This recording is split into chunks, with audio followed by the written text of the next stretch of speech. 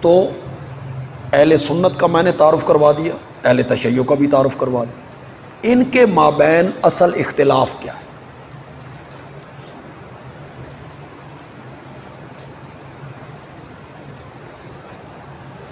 عام طور پہ لوگ سمجھتے ہیں کہ ان دونوں کے درمیان اختلاف یہ ہے وہ کالے کپڑے پہنتے ہیں اور اہل سنت جو ہیں وہ کالے کپڑے نہیں پہنتے۔ بھئی یہ اختلاف، محرم آئے تو وہ چارپائیاں الٹی کر دیتے ہیں اور اہل سنت چارپائیاں الٹی نہیں کرتے۔ محرم آئے تو وہ ماتم کرتے ہیں اور اہل سنت ماتم نہیں کرتے۔ وہ اذان میں اشہد ان امیر المومنین وغیرہ کہتے ہیں اور اہل سنت یہ لفظ اذان میں نہیں۔ یہ اختلاف ہے۔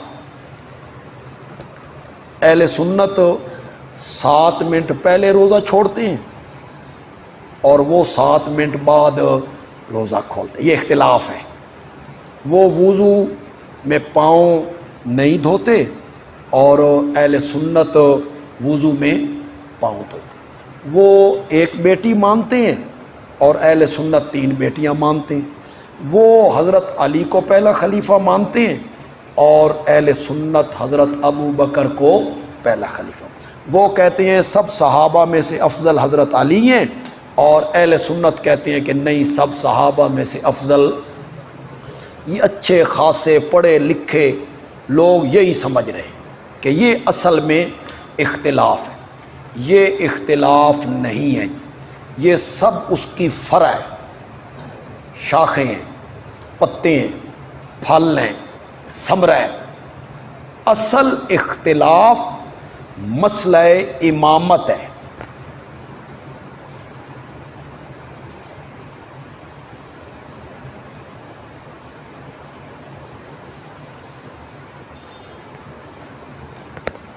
بنیادی اختلاف جو ہے ان دونوں فرقوں کے درمیان وہ مسئلہ امامت ہے۔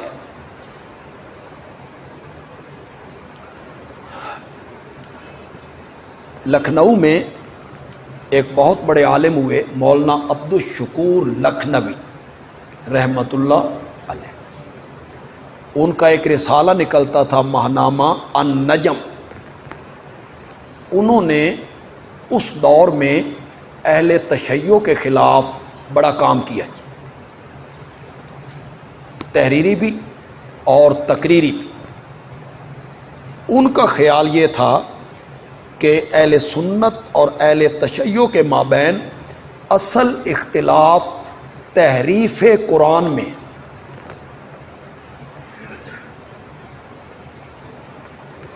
اہل سنت اس قرآن کو محفوظ کتاب مانتی کہ جس طرح پہلے دن جبریل لائے تھے، یہ قرآن آج بھی اسی طرح محفوظ ہے، اور اہل تشیع اس کے قائل نہیں ہیں۔ یہ آگے سارا ذکر کریں گے ہم انشاءاللہ، لیکن ان کی یہ بات درست نہیں۔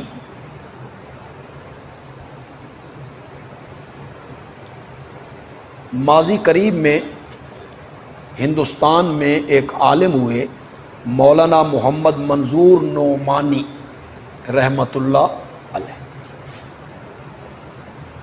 ان کی ایک بڑی مشہور کتاب ہے معارف الحدیث۔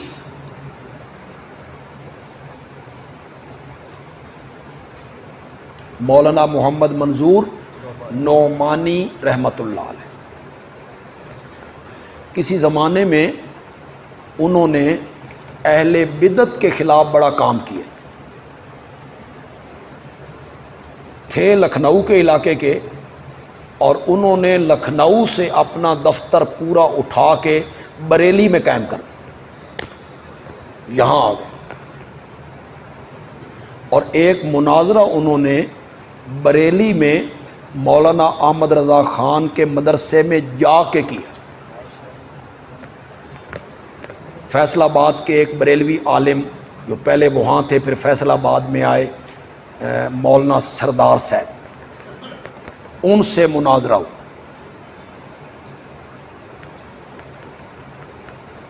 اگر آپ کو کہیں سے فتوحات نعمانیہ مل جائے، کتاب کون سی ہے؟ فتوحات نعمانیہ، اسے ضرور حاصل کرنا ہے۔ ان میں، اس کتاب میں سب مناظروں کی تفصیل ہے۔ ایک مناظرہ انہوں نے ضلع سرگودے میں کیا تھا سن 1934 میں، 1934 سلا والی غلہ منڈی میں مناظرہ ہوا تھا 3 دن، مسئلہ علم غیب پر، وہ بھی اس فتوحات نعمانیہ میں ہے جی۔ وہ آپ پڑھیں گے تو آپ کو علم غیب کے مسئلے پر بہت زیادہ معلومات مل جائیں گی۔ ہم نے خود اس سے بڑا استفادہ کیا ہے۔ اس مناظرے میں ہمارے شیخ مولانا حسین علی رحمۃ اللہ علیہ موجود تھے جی، میرے دادا جی موجود تھے جی، میرے چچا بھی موجود تھے، والد صاحب موجود تھے۔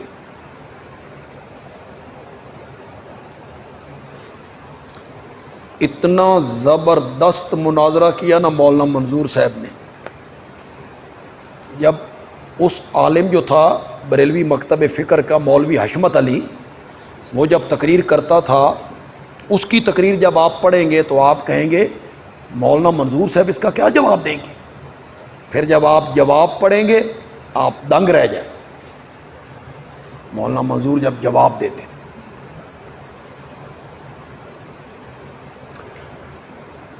مولانا حسین علی رحمۃ اللہ علیہ کا مسئلہ علم غیب میں کتنا اونچا مقام تھا، کتنا بلند فہم ہے حضرت صاحب کا۔ مولانا منظور کا مناظرہ ہم پڑھتے ہیں، خدا کی قسم ہم دنگ رہ جاتے ہیں، اتنا زبردست مناظرہ۔ مناظرہ ختم ہو گیا، حضرت صاحب سے کسی نے پوچھا استاد جی سناؤ مولانا منظور نے مناظرہ کیسے کیا ہے؟ حضرت صاحب نے فرمایا مناظرہ تا چنگا کیتا سر، حالے آپ نو علم غیب دا پتہ کوئی نہیں، ابھی اسے خود علم غیب کی حقیقت کا پتہ کوئی۔ تو حضرت صاحب کا جو مقام تھا علم غیب میں، انہیں ایسے سمجھا۔ ہم جب مولانا منظور کی بات پڑھتے ہیں تو ہم حیران ہو جاتے رحمت اللہ علیہ۔ وہ جو بریلی میں انہوں نے مناظرہ کیا نا، مولانا احمد رضا خان بریلوی کی مدرسے میں جا کے، شہر ان کا، مدرسہ ان کا، تو یہ جو مولانا سردار صاحب تھے یہ ذرا زبان کے کھلے تھے تھوڑا سے، تو انہوں نے کہا او مولوی منظور آج میں تجھے نہیں چھوڑوں گا، آج میں نے تجھے رگڑا لگانا ہے، تم آج میرے قابو آیا، یہ ہے وہ ہے۔ تو مولانا منظور نے جوابی تقریر میں فرمایا مولوی سردار تمہیں یہ باتیں کرنی اچھی نہیں لگتی، میں تیرے گھر بڑے ہوئے ہوں، تجھے یہ باتیں کرنی اچھی نہیں لگتی، میں تیرے گھر میں ہوں، آج میں ایسا رگڑا لگاؤں گا کہ تیری نسلیں یاد رکھیں گی۔ تو وہاں جا کے مناظرہ کیا۔ تو مولانا منظور نعمانی رحمۃ اللہ علیہ کی ایک کتاب، ایران میں جب انقلاب آیا خمینی کا اور شیعیت نے پنجے گاڑے پورے دنیا میں، تو انہوں نے ایک کتاب لکھی ایرانی انقلاب، وہ ہمارے ملک میں بین ہو گئی، پابندی لگ گئی۔ میں نے شیعیت کو سمجھنے کے لیے اس سے بہتر کتاب آج تک نہیں دیکھی۔ کیا بات ہے اس کتاب کی، جہاں سے بھی ملے، جتنی کی بھی ملے، اسے چھوڑنا نہیں۔ اس کے بعد آپ کو کسی کتاب پڑھنے کی ضرورت نہیں رہے گی، حرف آخر ہے۔ انہوں نے اس نقطے کو اٹھایا کہ ان دونوں کے درمیان اصل اختلاف جو ہے وہ مسئلہ امامت میں، انہی کا بیٹا ہے مولانا عتیق الرحمان سنبھلی، جس نے کتاب لکھی واقعہ کربلا اور اس کا پس منظر۔ یہ اسی زمانے میں لکھی گئی جب میں نے اس عنوان پہ کتاب لکھی تھی، اور میری کتاب کا عنوان بھی یہی تھا، واقعہ کربلا اور اس کا پس منظر۔ وہ میری کتاب بھی بین ہو گئی اور ان کی کتاب بھی پاکستان میں بین ہو گئی۔ تو وہ بھی کہیں مل جائے آپ کو، واقعہ کربلا اور اس کا پس منظر، تو بھی زبردست یعنی کتاب ہے اس عنوان پر۔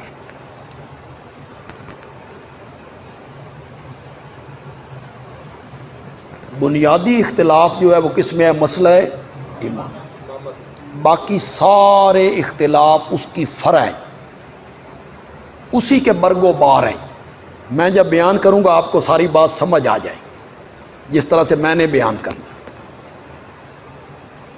خلیفہ اور امام، ابھی میں اہل سنت کا نظریہ نہیں پیش کر رہا ہوں، نہ اہل تشیع کا نظریہ پیش کر رہا ہوں، دونوں نظریے میں پیش کر دوں گا۔ فی الحال یہ سمجھیں، خلیفہ اور امام، خالف یخلف، اس کے دو معنی آتے ہیں جی۔ کسی کے پیچھے آنا، جس کو ہم کہتے ہیں جانشین، قائم مقام، اور دوسرا معنی ہوتا ہے کسی کو اپنا خلیفہ بنانا۔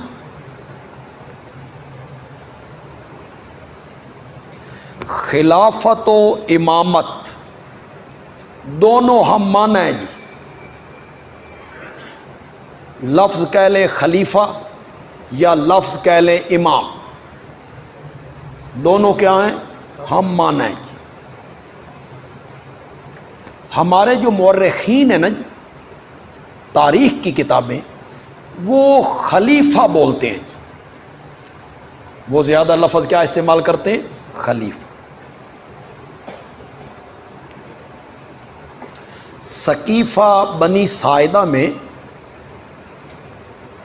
جب انصار جمع تھے اور خلافت کی کوئی بات ہو رہی تھی، تو کسی نے حضرت ابوبکر صدیق رضی اللہ تعالیٰ عنہ کے کان میں کہا کہ وہ تو جمع ہے۔ تو حضرت عمر اور حضرت صدیق اکبر رضی اللہ تعالیٰ عنہما فوراً وہاں پہنچے۔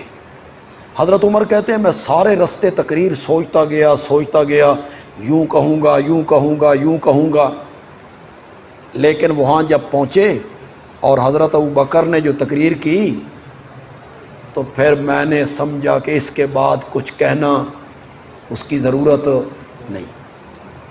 انصار نے کہا ایک خلیفہ ہم میں سے ہو جائے، ایک مہاجرین میں سے ہو جائے۔ تو حضرت صدیق اکبر نے کہا کہ میرے آقا نے فرمایا الائمۃ من قریش، کہ امام کس میں سے ہوں گے؟ قریش میں۔ تو سارے انصار اس پر راضی ہو گئے، اور اسی مقام پر حضرت ابوبکر کے ہاتھ پر کیا ہو گئی؟ حضرت ابوبکر نے تو عمر کو کہا کہ آپ بیعت لیں، میں آپ کے ہاتھ، انہوں نے کہا نہیں، بیعت آپ کے ہاتھ پہ ہو۔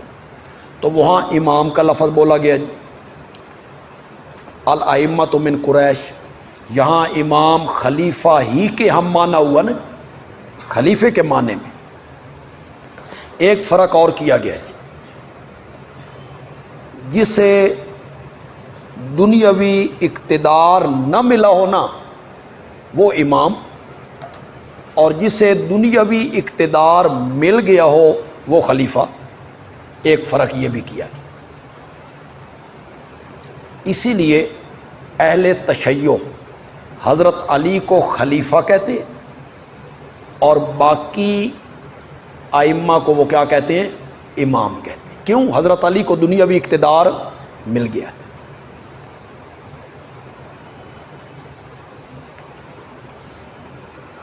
نبی اکرم صلی اللہ علیہ وسلم کی دو حیثیتیں ہیں جی،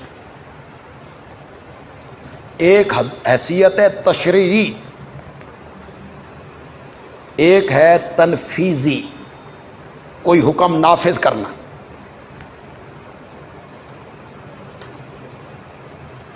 یہ جو خلفاء ہیں، آپ کی جگہ پہ آنے والے لوگ ہیں، یہ نبی پاک کے تنفیذی حیثیت میں، جو آپ کی تنفیذی حیثیت تھی، اس میں ہر طرح سے نائب ہیں جی، ہر طرح سے قائم مقام ہیں. یہ بھی قانون، اصول، فیصلے، حکم نافذ کرتے ہیں جی. مگر جو آپ کی تشریعی حیثیت ہے نا، اس میں خلیفہ، امام قرآن و سنت کے پابند ہو گئے. اپنے طور پر وہ کوئی کام نہیں کر سکتے، قرآن و سنت کے کیا ہوں گے؟ پابند.